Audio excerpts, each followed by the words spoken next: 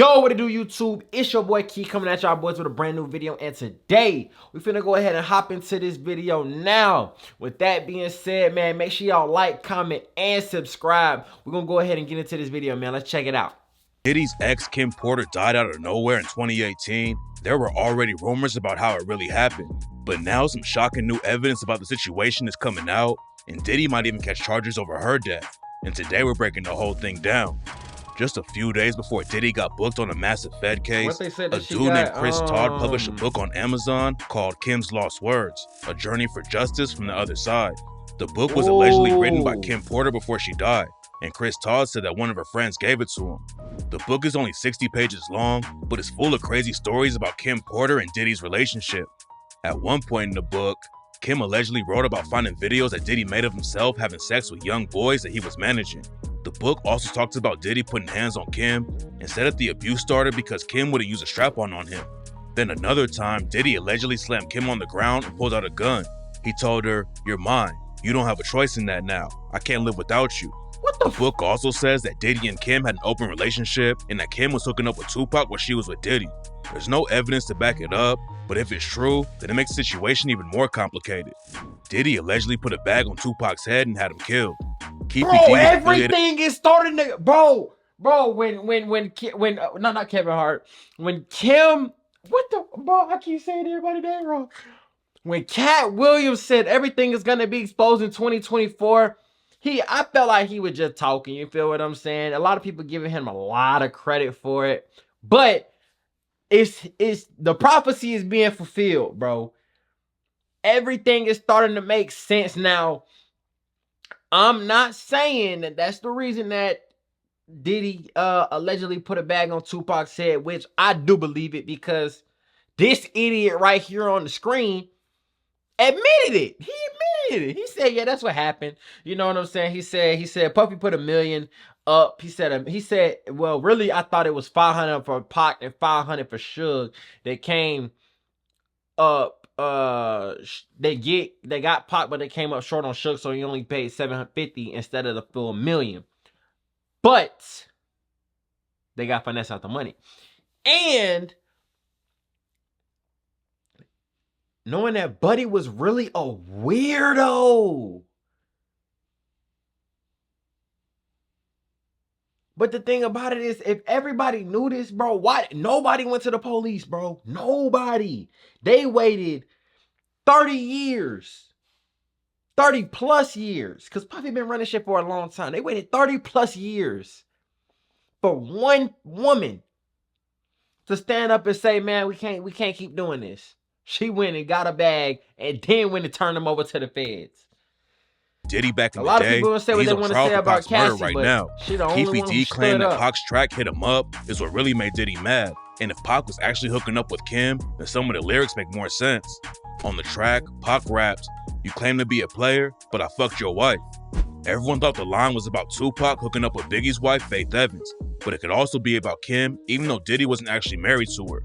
Pac also called Diddy out by name on the track and raps, "We bust on bad boys, niggas fuck for life. Plus Puffy trying to see me, weak hearts I rip." The book is crazy, but a lot of people think the whole thing is cap. Chris Todd published the book under a different name, but after Diddy got arrested, he said that he felt safer talking about it. He told Rolling Stone that he thinks the book is real, but he didn't give any details about actual evidence. He said that he doesn't know for sure if the book is real, but Chris said, "It's real enough for me. Sometimes you have to just put it out there." There's no evidence that anything in the book is real, but after Diddy got arrested, it started racking up crazy numbers and became the biggest seller on Amazon. Bag. A woman named Ebony Electra was really close with Kim before she died, and Ebony hopped on IG and said the book was fake. Kim Porter's ex, I'll Be Sure, also called the book fake, but said that Kim was actually writing something about Diddy before she died.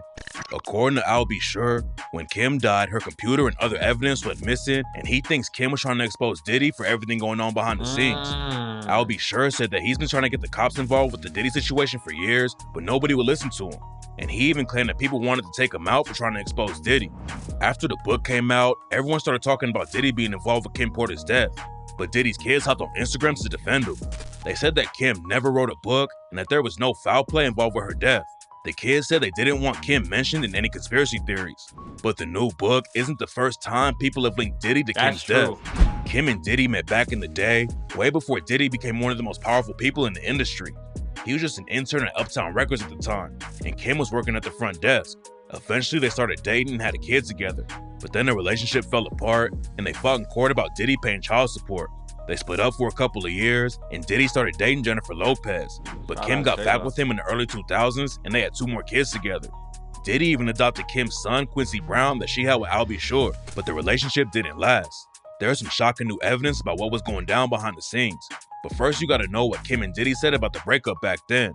While Kim was pregnant with her and Diddy's twin daughters, Diddy was stepping out on her and had a kid with another woman named Sarah Chapman. Kim found out what was going on and left Diddy for good. And she said that it was because Diddy didn't man up and tell her about the affair, and Kim found out about the whole thing from somebody else. Kim allegedly threw a TV at Diddy over the situation, but they allegedly squashed their differences and were friends after the breakup. They celebrated Mother's Day with all their kids together in 2018. And just a month before Kim died, Diddy and her both went to Quincy's screening for a Netflix movie he was in. It seemed like everything was good, but then Kim got sick out of nowhere and never recovered. Reports say she got the flu and it got worse and turned into pneumonia. But some people think the situation is sketchy and that Diddy was involved with it. After Kim got sick, Diddy allegedly hired a private nurse to take care of her. According to rumors, the nurse never gave Kim the medicine she needed to recover, and that's why she died. Another reason why people think the situation is weird is because a dude named Corey Gamble was at the house when Kim died. Corey Gamble is a dude from the music industry who used to be Justin Bieber's tour manager. But some people think his real job is a fixer, which basically means that powerful people hire him to take care of bad situations. Corey Gamble has also been dating Kris Jenner for years and has connections to a lot of the most powerful people in the industry. Nobody knows why he was at Kim's house when she died, and that's why a bunch of rumors sparked up about him taking care of the situation for Diddy. Before Kim died, Diddy and Kim acted like everything was cool between them even after they broke up, but people close to the situation told a way different story. Diddy allegedly abused Kim for their entire relationship. A dude named Roger Bonds was Diddy's bodyguard for years, and he told Piers Morgan that he saw Diddy put hands on Kim and his ex Cassie too. How many times did you personally witness him be violent towards women? Around 4 or 5 times. And was that all with Cassie, or was it Cassie and other women? I seen him with Cassie, and I seen him with Kim Porter, his kid's mother. When Kim and Diddy broke up for the first time back in the 90s, Kim said that Diddy would call her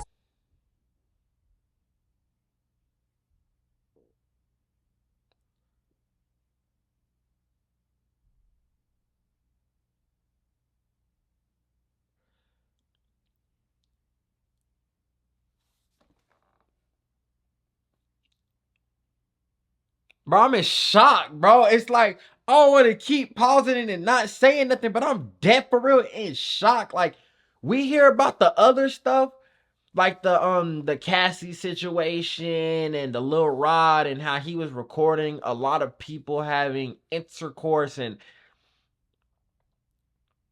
the weird stuff, like having 1,000 bottles of baby oil.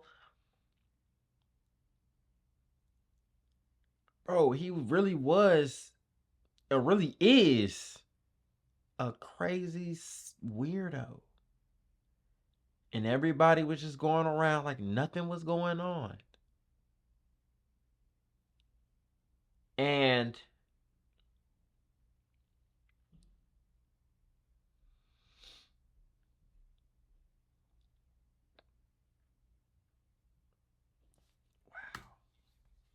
or 60 times a day and told Essence it was like my life was not my own. He was very, very intrusive. While Diddy was dating Jennifer Lopez, Kim moved on and started seeing a music executive named Shakira Stewart. In the summer of 2000, Diddy, Kim, and Shakira Stewart all went to Italy for L.A. Reid's wedding, and that's where the situation got violent. After the wedding was over, Diddy allegedly went to Shakira Stewart's room and smashed a chair over his head. Stewart's mom told Rolling Stone that Diddy left him bleeding on a hotel floor in Italy. Then Diddy allegedly told Stewart that he was gonna kill him. Even Donald Trump Jr. hopped into the situation and said that Kim was afraid of Diddy. Trump Jr.'s wife was close with Kim, and after Kim died, she thought the whole thing was sketchy. My ex-wife actually she was a model in New York, and like she was really good friends with Kim Porter, who was Diddy's wife, the one who died at 47 from pneumonia. And I was like, that's what they said. When that happened, she goes, she called me, and this was a couple of years ago now. maybe not even. Yeah. A couple years ago. And she called me like, something's up with that. I go, like, what do you mean? She's like, oh, dude, Kim used to tell me like, she was really afraid of him, and it. Really? Yeah, like this goes back years, and so like, and she was having these conversations with my ex. In 2023, a YouTube channel called Culture Spill posted some alleged emails from one of Kim's friends. The email said that Kim was actually best friends with Sarah Chapman, which was the woman Diddy had a kid with while Kim was pregnant too. Kim and Sarah allegedly stayed cool with each other because Kim didn't want her kids getting wrapped up in a bunch of drama. But the email wasn't just about Diddy cheating. According to the email, it sounds like I just read that real quick while he was talking. I ain't gonna cap you down. It sounds like Kim was one of those real kind-hearted souls. And maybe, you know what I'm saying, she had her ways too, but for some reason, good people get wrapped up with some of the worst. Blood on Kim's pillowcase when she died, and a trail of blood from her bedroom to the bathroom. The email, there was blood on Kim's pillowcase when she died, and a trail of blood from her bedroom to the bathroom. Reports said that Kim was found dead in her bed, but the email claims that she was actually on the bathroom floor when she died. There's no evidence that the email was real, but that wasn't the only source who said Kim's death was sketchy. A stylist who claimed to work with Kim Porter talked to a YouTube channel called Tough News TV and said that Diddy bought a coffin for Kim a month before she died. And according to another alleged friend of Kim's, her death was originally ruled as— What? That should be the biggest red flag. What? If you, I know that they said that she was sick and this, that, and the third, but if you really cared for somebody and really love somebody like you say you do, the last thing you would not be preparing for their death like this before they're even dead, especially at 47 with something like pneumonia. It's not like she had stage 5 cancer and they said there was nothing that they can do and she was just progressively getting worse or she was in hospice. No, she was alive, just sick. She was alive though. Either he wanted her gone,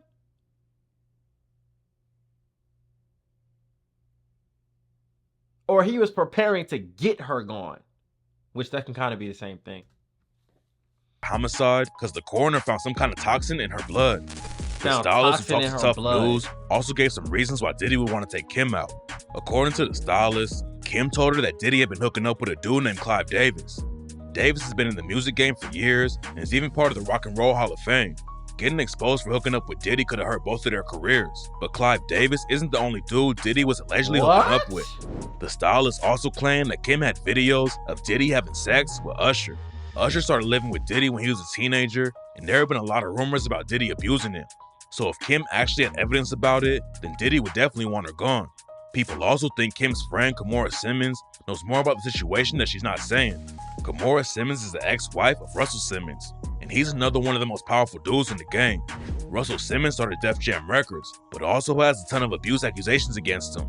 13 women accused Russell Simmons of rape and sexual assault, and he married Kimora when she was just 16 years old, and he was already in his 30s. Back in 2004, Kimora Simmons had—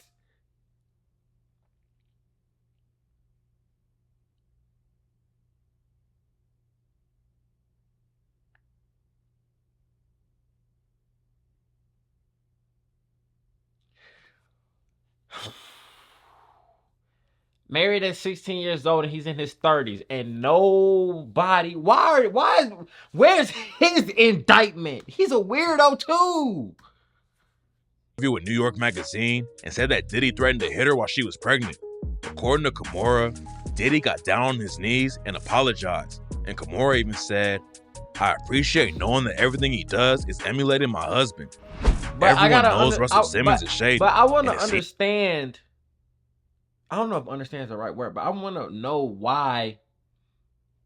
No, I guess I can say understand. These people, like, what is the fascination with hitting women? I never grasped that concept. Does that make you feel stronger or something? Kimora knows more about his connection to Diddy that she's not telling. But one person who's dropping all kinds of shocking evidence is Diddy's ex-bodyguard, Gene Cause them Deal. checks stopped coming. Gene Deal worked as Diddy's security for years, and he said Diddy posted 24-hour security around the funeral home where Kim's body was being held so nobody could get to her body and investigate.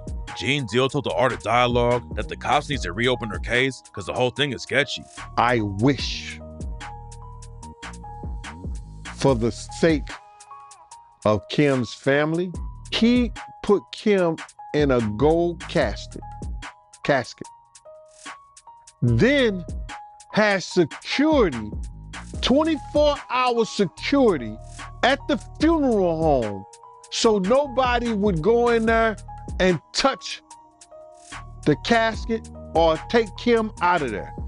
I think that they should reopen our case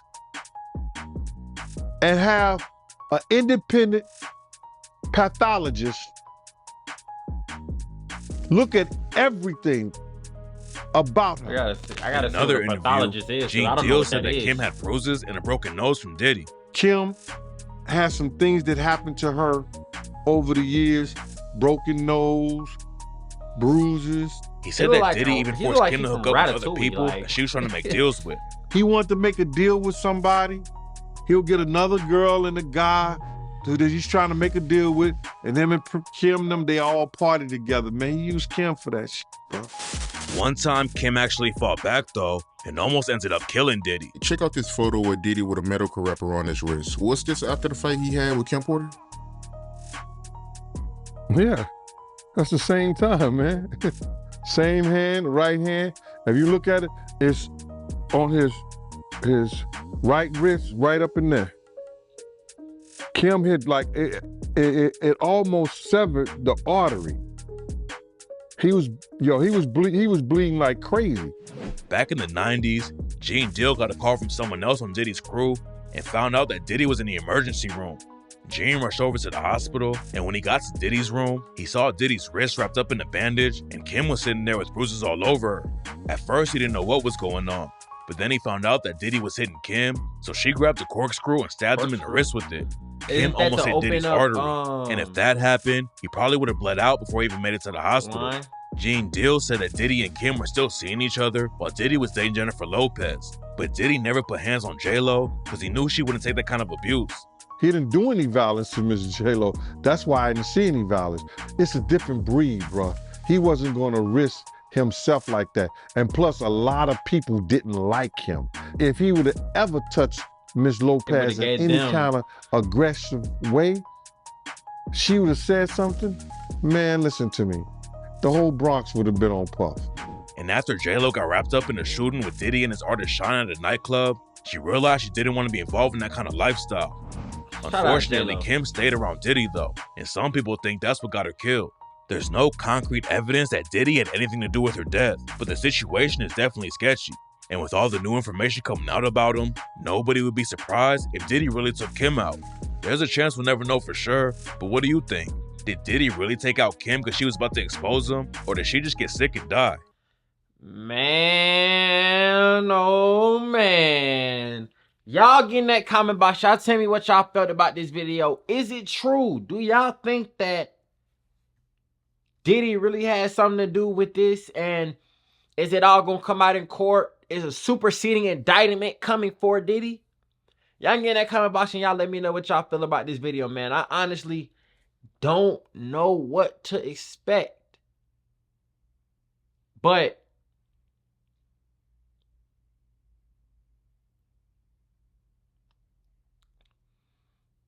they couldn't wait, bro. They couldn't wait. And I don't know, bro. I don't know how y'all feel about it, but I feel like those who were around and didn't say nothing or waited to get to a certain point or waited until he stopped paying them or the check stopped coming in to say something, y'all are just as bad, bro. You knew all this was going on. You knew all of this was going on. Now, obviously, the internet wasn't a thing back in the 90s, and back in the early 90s, and it probably really wasn't a way to handle it globally like it is now. But I don't think that is an excuse or should be used as like a scapegoat. Like, oh, well, I didn't know how to go about it. Or no, bro. No, bro. I feel like y'all just as guilty. So, with that being said, man, get in that comment box. Tell me how y'all felt about this video, man. The Diddy saga continues. Did he do it or did he not do it? Are all these people making up these stories because they want to check now and it's the most believable at this moment? I don't know. But y'all get in that comment box. Y'all tell me how y'all felt about this video. It's your boy, Key, checking in, checking out. I'm gone.